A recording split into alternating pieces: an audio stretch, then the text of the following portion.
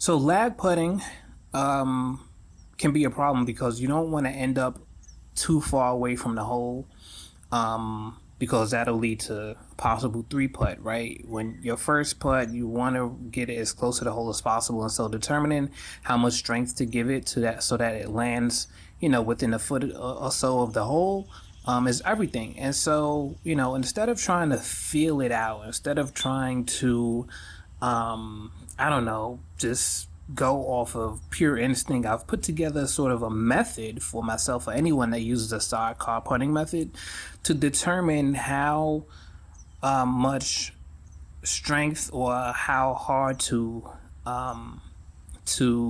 putt so that the ball doesn't end up far away from the hole, right? I mean, it should really be right there. And so what I'm doing now is I'm using the method I came up with to just demonstrate. And I'm not trying to make it in the hole right now. I'm just trying to make sure that the pace of the putt leaves the ball within, actually closer than a foot. I want it within about 6 inches, right? And so, this is the method I came up with. And so in a second here, I'm going to show you and walk you through exactly the method I came up with to determine where my ball should land, depending on how far away from the hole I'm standing, my exact setup, so that it's more of a scientific, an exact measurement more so than a just pure gut instincts and filling it out.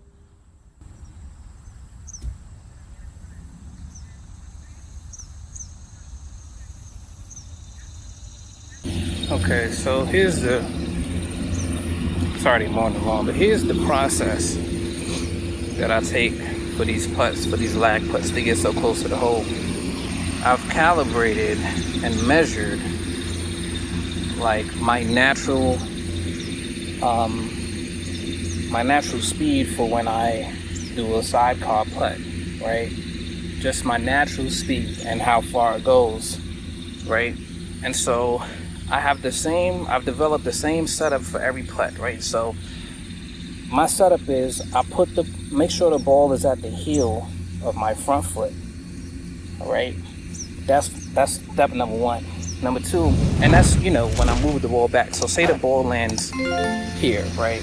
Hole is there, and the ball is here. And so first thing I'm gonna do is I'm gonna move the ball back like a club's length, right? I measure the club based on where the handle is. I rest the handle on my waist, and I set the head on the ground. I move the ball back to where my feet are, right? It's about 3 feet. All right. So from there, I make sure the ball is at my heel of my front foot, and then I want to measure the distance to the hole. So basically, my steps are about 3 feet. There's 3 feet for the first step, right? 3 feet lengths, right, for my first step, and then two after. So I'm counting as I'm stepping to the hole. 3, 4, 5, 6, 7, 8, 9. Then I just double check and count back. 3, 4, 5, 6, 7, 8, 9. So it's about 9 feet, right? It's about 9 feet from here. Then what I know is that if I set the grip of my club on my waist below my belt buckle, and if I release the ball right there where the head of the club is, it's gonna go about 9 feet.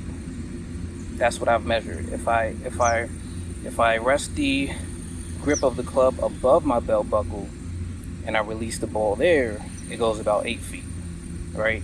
So you have to calibrate this on your own based on your natural, stroke speed of how far the ball goes with these different distances.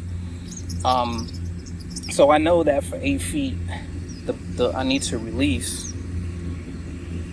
For 8 feet, I need to release above my belt buckle, which is about right there where the club is right now. Now, How do you keep your eye on that spot? Well, that kind of gets tricky, because you have to kind of pick a spot in the grass that you're gonna aim for, right? Now, for me, any discoloration. So for me, it's going to be this little spot right here, right? That little spot right there. I don't know if you can see it, right? But I'm talking about that spot, that white speck.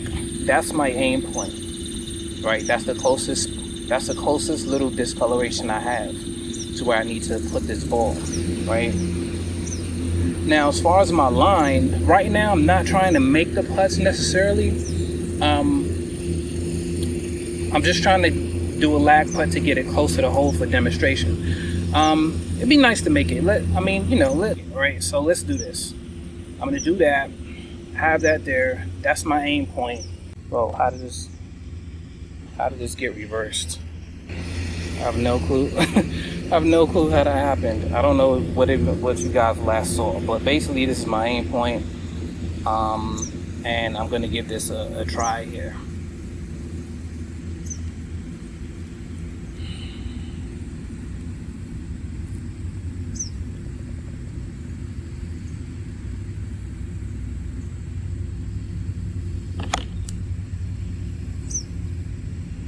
All right, not too bad.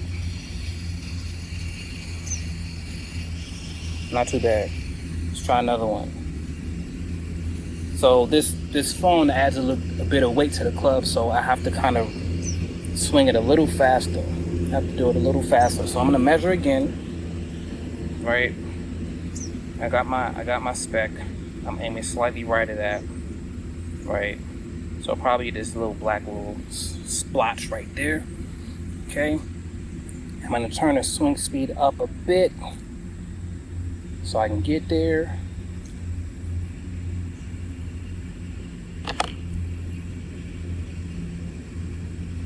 All right, so almost there. See how close that was?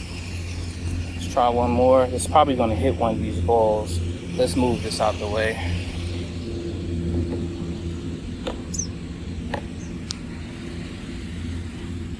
Alright, so again, I get my aim point every time just to double check and make sure. So I got my splotch slightly right at that.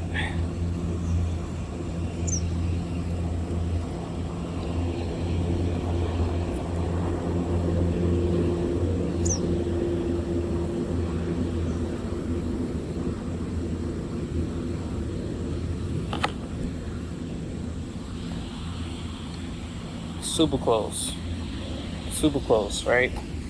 See if we can get one in.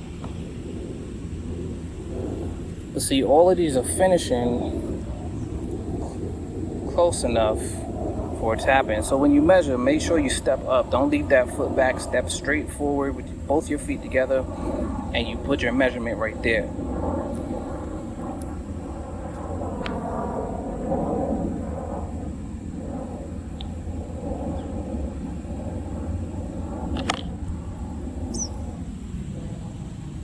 Alright, super close. That almost died in the hole.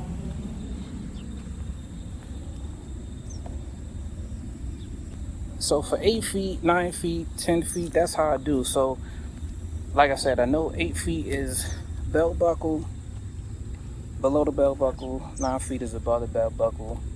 I know that if I extend my arm straight ahead and my head can reach the hole from where I'm standing, I know that my release point then is 1 foot length ahead of my front foot. I've calibrated it and I measured it, and that's basically what it is, and I'll show you real quick. Alright, so I can reach the hole with my head. My release point is going to be 1 foot ahead of this foot here. And I'm not letting the ball hit the back of the stick at all. It's just a gentle little carry. See?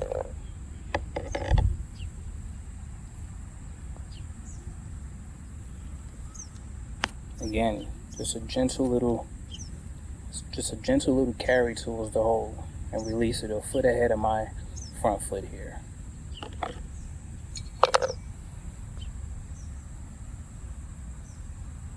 See? That's what I've calibrated.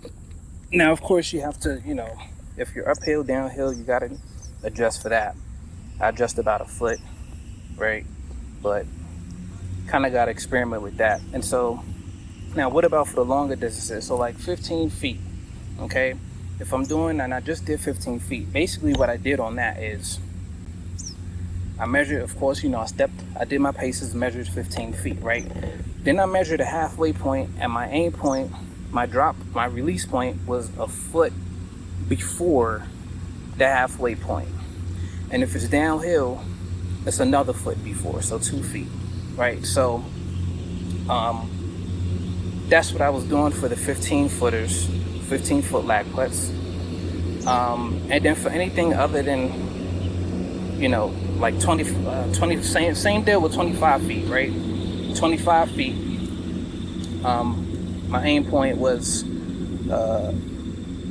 about 2 feet before the halfway point, right?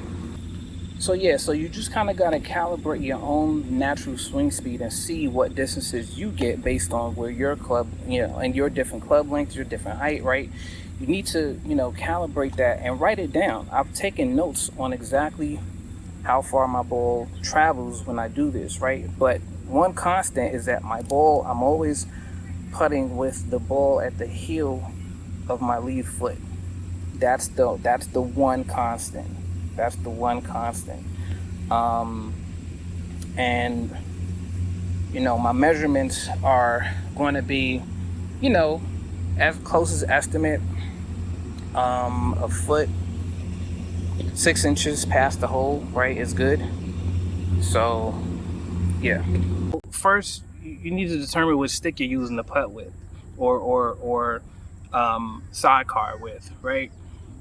Use that stick to determine your measurements with the grip on your waist above your belt buckle, right? Determine on average what's with your natural swing speed, what distance you get on the putt, above your belt buckle, below your belt buckle, and then you want to add one club length, one head length, right? So below your belt buckle for me is 9 feet. If I add another club, if I add another head length to that, so and the head length is about 3 inches, I will say. So if I go 3 inches ahead of that, that gives me another foot. That's 10 feet for me, right? If I take a club head off, so above my belt buckle is 8 feet. Another 3 inches back from that, or one head length back from that, will be 7 feet, right, for me. So before you play, you want to determine and calibrate what those lengths are going to be adjusted to on that particular course, according to the speed and grade of the greens, right? So you want to have some sort of baseline, right? And this is my baseline. This is my home course. This is my baseline. So then any other course I go to, I'm going to take that baseline. I'm going to go on the putting greens for maybe 30 minutes or so, and I'm going to calibrate on these greens what my baseline needs to equate to. How do I need to adjust, right? Does my 7 feet give me 8 feet on these greens, or does it give me 6 on these greens, right? So what I'm going to do is I'm going to write down if these greens are faster, which means I have to take away a head length or a foot, or slower, which means I have to add a foot or add a head length, right, on based on my measurements. And it should take you about 30-40 minutes to do it, right, to really test it and make sure that that you're good, right, before you go out on putting on the greens and put numbers on your scorecard. And so where did I get this from? So I got this from something I saw about putting and controlling your pace and controlling your speed, right? The longer your putt, the more swing you need with the putter, the wider your stance. So if I have a very long putt and I've decided that I need that amount of swing, I widen my stance so that I have a gauge, and it helps me swing the putter roughly from toe to toe. Long putt, wide stance. Roughly toe to toe. Middle-sized putt, middle-sized stance. Toe to toe. And if you've a very tiny putt, or you've got a very fast putt, perhaps downhill on a fast green, you might have a little tiny stance. And yet again, toe to toe. And so I said, well, that's really neat, right? How do we get this over into FlingGolf? And so I immediately tested this out because the way I putt is sidecar, except for my tap-ins, right? I'll just tap it in with the striker pad. But for the sidecar putts, I just took a piece of paper and I started writing down, well, how typically on my natural swing speed, stroke speed, how far is the ball going if I rest my club here, or how about here, or what if I take a length, take 3 inches away here, or add 3 inches here. And so that's what I got. And then you experiment with the longer lengths and see where you need to land it. For like the 25 footers, for me, if it's straight, if it's no slope, then it's just like half of that length minus a foot or two, right? That's where you drop the ball. That's why I make sure the ball hits the ground. If it's downhill, I take away about 2 feet and I make the ball hit the ground sooner. If it's uphill, I add 2 feet and make the ball hit the ground further up ahead, right? Yeah. So hope this helps. Hope you got some value out of this. Please like, comment, and subscribe. I FlingGolf with Sunny out.